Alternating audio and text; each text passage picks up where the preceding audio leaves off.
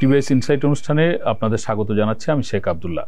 আমরা আজ কথা বলবো দেশের ফাইন্যান্সিয়াল অ্যাকাউন্টের উদ্বৃত্ত পরিস্থিতি নিয়ে। গত মে মাসের তুলনায় জুন মাস শেষে দেখা গেছে যে ফাইন্যান্সিয়াল অ্যাকাউন্টের উদ্বৃত্ত $2 বিলিয়ন চেয়ে বেশি হয়েছে। এর কারণ হচ্ছে যে আমাদের যে আমদানি রপ্তানি এইখানে যে ভারসাম্য এতদিন ধরে ছিল, আমরা সবসময় হচ্ছে বাণিজ্য ঘাটতিতে থাকি, আমাদের ঘাটতি কমে এসেছে। পাশাপাশি বিদেশ থেকে আমাদের যে ঋণ পাওয়ার কথা সেটি ছাড় হয়েছে আগের তুলনায় বেশি। এই নিয়ে টিভিএসে একটি বিশেষ প্রতিবেদন প্রকাশিত হয়েছে। প্রতিবেদনটি করেছেন টিভিএসের স্টাফ রিপোর্টার তন্ময় মোদক। আমরা তার কাছ থেকে শুনবো যে এখন আমাদের ফাইন্যান্সিয়াল অ্যাকাউন্ট সহ অন্যান্য অ্যাকাউন্টগুলোর কি পরিস্থিতি বা কেন এই উন্নতি হলো। মদক, আপনাকে স্বাগত জানাচ্ছি। আপনার যে রিপোর্ট, আপনি বলছেন যে আমাদের ফাইন্যান্সিয়াল অ্যাকাউন্টে উদ্বৃত্ত বেড়েছে, কি প্রেক্ষিতে আমাদের উদ্বৃত্ত বাড়লো? বেশ কিছুদিন ধরে তো আমাদের দেশে এক ধরনের একটা অস্থিরতাও গেছে, এইরকম সময়ে এটি একটা ভালো দিক। তো আমাদের কি কি ঘটনা এই সময় ঘটেছিল যে আমাদের এই একটা বিশেষ ইতিবাচক পরিবর্তন আমরা ফাইন্যান্সিয়াল অ্যাকাউন্টে দেখলাম? প্রথমেই ধন্যবাদ আমাকে এই শোতে আমন্ত্রণের জন্য। তো আমরা যদি ফাইন্যান্সিয়াল অ্যাকাউন্টটা দেখি, সেই জায়গাতে আমরা দেখব যে শুধুমাত্র জুন মাসে আমরা প্রায় $2.5 বিলিয়ন মতো এখানে ফাইন্যান্সিয়াল অ্যাকাউন্ট আমাদের ডেভেলপ করেছে, মানে সারপ্লাস যেটা ছিল সেটা বেড়েছে। এটার অন্যতম কারণ হলো ওয়ার্ল্ড ব্যাংক থেকে আমরা বাজেটারি সাপোর্ট পেয়েছি, যেটা জুন মাসে যুক্ত হয়েছে। একই সঙ্গে IMF এর সঙ্গে যে আমাদের যে ঋণ চুক্তি $4.7 বিলিয়ন, সেইখানে একটা কিস্তি আসলে আমরা জুন মাসে পেয়েছি। একই সঙ্গে বিভিন্ন বাইলেটারাল এবং মাল্টিলেটারাল যে চুক্তিগুলো আমাদের ছিল, সেই জায়গা থেকে লোনগুলো ছাড় হয়েছে। এটি আসলে আমাদের ফাইন্যান্সিয়াল অ্যাকাউন্টের এই জুন মাসে $2.5 বিলিয়ন বাড়ার আসলে মূল কারণ। সেই জায়গাতে আমাদের সব মিলিয়ে হয়েছে $6.5 বিলিয়ন মতো আমাদের সারপ্লাস অ্যামাউন্ট হয়েছে। তো এক মাসের প্রেক্ষিতে দেখলে হ্যাঁ, এটা খুবই ভালো, এক মাসে $2.5 বিলিয়ন বেড়েছে। কিন্তু আমরা যদি 2 বছর আগে যাই, FY22 যেটা আর কি, মানে 2 অর্থ বছরের আগে, তো সেই জায়গায় আমরা দেখবো ফাইন্যান্সিয়াল অ্যাকাউন্টের সারপ্লাস কিন্তু $16 বিলিয়ন বেশি ছিল, কিন্তু এখন সেটা কিন্তু অনেক কম। এর অন্যতম কারণ হলো বাইরে থেকে যে ইনভেস্টমেন্ট আমরা পাই, FDI, ফরেন ডিরেক্ট ইনভেস্টমেন্ট, সেই ইনভেস্টমেন্টের জায়গাটা কিন্তু অনেক কমে যাচ্ছে। আমরা সেই ইনভেস্টমেন্ট খুব বেশি দেশে আসতে আর দেখছি না, কমছে। একই সঙ্গে আমরা দেখবো যে আমরা যে বিভিন্ন ট্রেড ক্রেডিট বা মিডিয়াম এবং লং টার্ম লোন আমরা পেতাম, আগে যে লোনটা অনেক বেশি ছাড় হতো, সেই ছাড়গুলা কিন্তু ধীরে ধীরে কমে আসছে। এই কারণে আপনি বলছেন প্রাইভেট সেক্টরের লোনের কথা নাকি গভর্নমেন্টের লোনের কথা? দুই ক্ষেত্রেই আসলে ঘটছে। প্রাইভেট সেক্টর লোনের ক্ষেত্রেও কিছু ফ্যাক্টর কাজ করছে, যেমন ডলার রেট আমাদের খুব ভলাটাইল এখনো আছে, তারপরে আমাদের কারেন্সি ডেপ্রিসিয়েশনের একটা প্রেশার আছে। সব কিছু মিলেই পাশাপাশি ইন্টারন্যাশনাল মার্কেটে আসলে ডলারের ইন্টারেস্ট রেট বেড়ে গিয়েছে, ফলে ব্যবসায়ীরা যে আসলে লোন নেবে, অনেক বেশি ইন্টারেস্ট রেট, তারপর ডেপ্রিসিয়েশন প্রেশার, সব কিছু মিলে তারা আসলে খুব বেশি আগ্রহ পাচ্ছে না।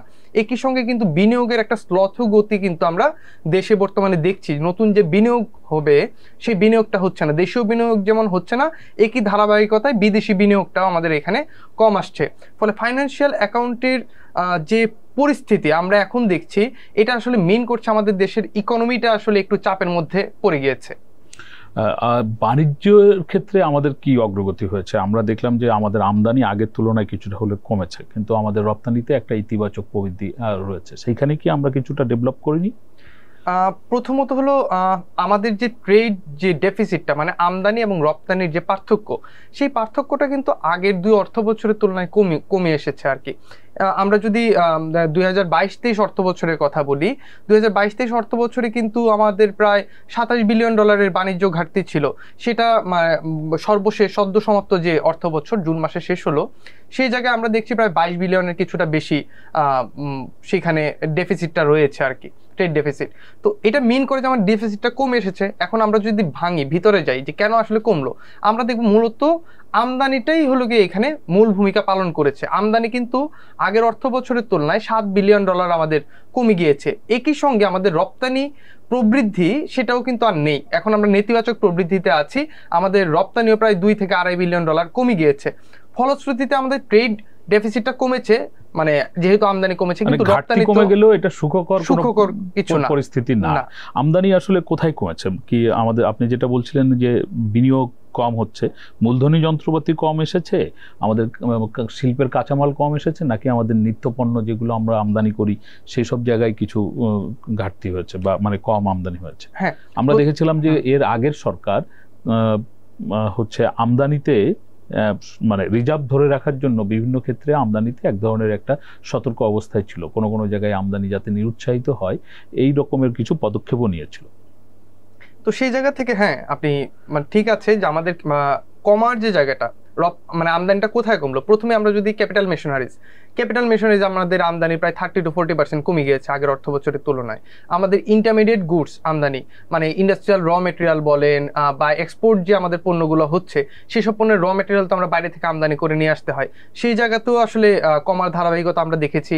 একই সঙ্গে আমরা যে কনজিউমার গুডস বলি, যেগুলো কিনা চাল বলেন, ডাল বলেন, তেল বলেন, যেগুলো আমরা কনজিউম করি, সেই জায়গাতে আমরা নেগেটিভ একটা ট্রেন্ড দেখছি। একই সঙ্গে আমরা জ্বালানি তেলের আমদানি সেখানেও আমরা কম দেখছি। মানে $7 বিলিয়ন যে কমেছে, এটা কোনো একক পণ্যে আসলে কমে নাই, ভিন্ন ভিন্ন ধরনের পণ্যে আমাদের আসলে আমরা কমার এই গতিটা দেখছি। এবং খুব বেশি পণ্য আপনি পাবেন না যেখানে আমার আমদানি বেড়ে গেছে, হ্যাঁ খুব প্রয়োজনীয় না হলে আসলে আমদানি করা হচ্ছে না। তন্ময়, আপনার কাছে শেষ কোশ্চেন, আপনি বাংলাদেশ ব্যাংক কভার করেন বা আর্থিক খাতের খোঁজখবর রাখেন, আমরা বেশ কিছুদিন ধরেই একটা আলোচনার মধ্যে ছিলাম যে আমাদের আর্থিক খাত একটা চাপের মধ্যে রয়েছে, স্পেশালি আমাদের বৈদেশিক মুদ্রার রিজার্ভ। এখন যে পরিস্থিতি, ফাইন্যান্সিয়াল অ্যাকাউন্ট কিছুটা হলেও উদ্বৃত্ত হলো, কিন্তু আমাদের রিজার্ভ পরিস্থিতি কি এখন স্বস্তি দাও? আচ্ছা, এইটার উত্তর আসলে ব্যালেন্স অফ পেমেন্টের মধ্যে রয়েছে। কারণ ব্যালেন্স অফ পেমেন্টের যে ওভারঅল ব্যালেন্সটা আসে, ট্রেড ব্যালেন্স বলেন, কারেন্ট অ্যাকাউন্ট ব্যালেন্স এবং ফাইন্যান্সিয়াল অ্যাকাউন্ট ব্যালেন্স, তিনটাকে সমন্বয় করে যে আমরা একটা ওভারঅল ব্যালেন্স পাই, সেই ওভারঅল ব্যালেন্সে কিন্তু আমরা এখনো ডেফিসিটে আছে। আমাদের ওভারঅল ব্যালেন্সে ডেফিসিট আছে $4.3 বিলিয়ন।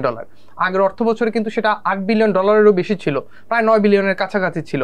তো সেই জায়গা থেকে আমরা দেখছি হ্যাঁ কিছুটা আমাদের ডেফিসিট কমেছে, কিন্তু আমাদের এটা মাথায় রাখতে হয় যে ব্যালেন্স অফ পেমেন্টের ওভারঅল ব্যালেন্স যখন ডেফিসিট হয় সেটা আসলে রিজার্ভকে হিট করে, রিজার্ভ থেকে সেই পেমেন্টটা আমার করতে হয়। সো এর আগের অর্থ বছর আমাদের রিজার্ভ থেকে 8 বিলিয়নের বেশি পেমেন্ট করতে হয়েছে, এই অর্থ বছরে সেটি হয়তো কিছুটা কমে 4 বিলিয়নের, 4.5 বিলিয়নের মতো আমাদের পেমেন্ট করতে হয়েছে। এই কারণে আমরা দেখব রিজার্ভেও কিন্তু $3 থেকে $4 বিলিয়ন আগের অর্থ বছরের তুলনায় কমে গিয়েছে। এবং অর্থনীতিবিদরা বলছেন যে এই চাপটা অব্যাহত থাকবে। কেন থাকবে? কারণ আমাদের ট্রেড ডেফিসিট আমরা কমিয়ে এনেছি, কিন্তু আমরা আর কতটুকু কমাতে পারবো, এখানে একটা প্রশ্ন দাঁড়িয়েছে। কারণ আমার ইম্পোর্ট আমি খুব বেশি কমিয়ে রাখতে পারবো না, কারণ ইম্পোর্ট খুব বেশি কমিয়ে রাখা মানে হলো আমার দেশের বিনিয়োগ বন্ধ হয়ে যাচ্ছে বা বিনিয়োগ কম হচ্ছে, সেখানে কর্মসংস্থান কম হচ্ছে, অনেক চাপের বিষয় আছে। একই সঙ্গে রপ্তানিতে নেতিবাচক যে প্রবৃদ্ধি, সেটা কিন্তু আমাদের অনেক বেশি টেনশনে ফেলছে। রপ্তানিকারকরা বলছেন তারা আসলে পর্যাপ্ত রপ্তানি অর্ডার পাচ্ছেন না, আগের যে অর্ডারগুলো ছিল সেই অর্ডারের অনেকগুলো আসলে বাতিল হয়ে গেছে। বিশেষ করে গত প্রায় মাসখানেক আমাদের আন্দোলন হয়েছে, ছাত্র এবং জনতার আন্দোলন, সেই আন্দোলনের কারণে কিন্তু দেশের অর্থনীতি বড় একটা ধাক্কা খেয়েছে। এই আন্দোলন সফল হয়েছে ঠিক আছে, কিন্তু এর জন্য কিন্তু অর্থনীতিকে অনেক বড় মূল্য দিতে হচ্ছে। কারণ তখন কিন্তু আমাদের ফ্যাক্টরিগুলো বন্ধ ছিল, ঠিক মতো তারা প্রোডাকশন করতে পারেন নাই, যারা কিনা গার্মেন্টস কর্মীরা ছিলেন তারা কর্মস্থলে ঠিক মতো যাননি, বা পরিবহন করা, ধরেন ঢাকা থেকে একটা পণ্য চিটাগং পোর্টে পরিবহন হবে সেটা করতে পারেন নাই। ফলে সেই কারণে অনেক রপ্তানিকারককে কিন্তু বিমান ব্যবহার করে আসলে রপ্তানি পণ্য বিভিন্ন দেশে পৌঁছাতে হয়েছে, ফলে তাদের কস্টিং বেড়ে গিয়েছে এই জায়গাতে।